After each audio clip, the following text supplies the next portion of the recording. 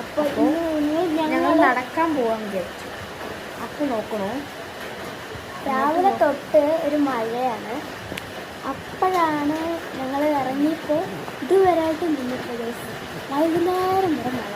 ഇന്ന് എനിക്ക് സ്കൂളിൽ പോയിട്ടായിരുന്നു. ഇവർക്കാണ് സ്കൂളുണ്ടായിരുന്നു. ഞങ്ങൾക്ക് ക്രിസ്ത്യൻസിൻ്റെ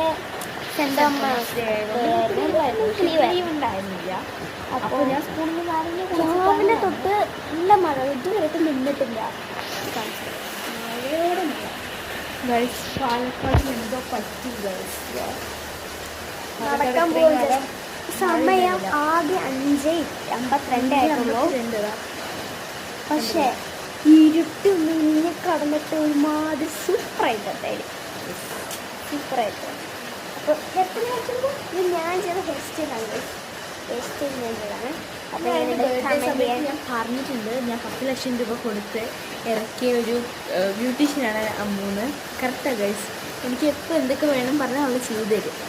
കമന്റിലോ എങ്ങനെയുണ്ട്, മുടി കെട്ടാണെങ്കിൽ മുടി കെട്ടി തരും, മേക്കപ്പ് ചെയ്ത് തരാണെങ്കിൽ മേക്കപ്പ് ചെയ്ത് തരും, എല്ലാം ചെയ്തു തരും. ഒരു കാര്യം, എൻ്റെ അമ്മ ഒരു പുതിയ അക്കൗണ്ട് പറയുന്നത് പ്രിയ ജ്വല്ലേഴ്സ്. അപ്പം എല്ലാവരും സപ്പോർട്ട് ഫോളോ എല്ലാം ചെയ്യാം. അതിൽ ഓരോ ജ്വല്ലറിയുടെ സാധനങ്ങൾ വരുന്നുണ്ടാവും. മാല, വള ഓർഡർ ചെയ്യണം. അപ്പം സപ്പോർട്ട് പണ്ണ്. അപ്പം നമുക്ക് എങ്ങനെയെങ്കിലും റേറ്റ് ഒന്നും ഇല്ലാണ്ടാണ് കൊടുക്കുന്നത്. അപ്പോൾ അഫോർഡബിൾ റേറ്റിന് നല്ല ഓണം കളക്ഷൻസ് ആയിട്ട് ഞങ്ങൾ വരുന്നതായിരിക്കും അടുത്തത്.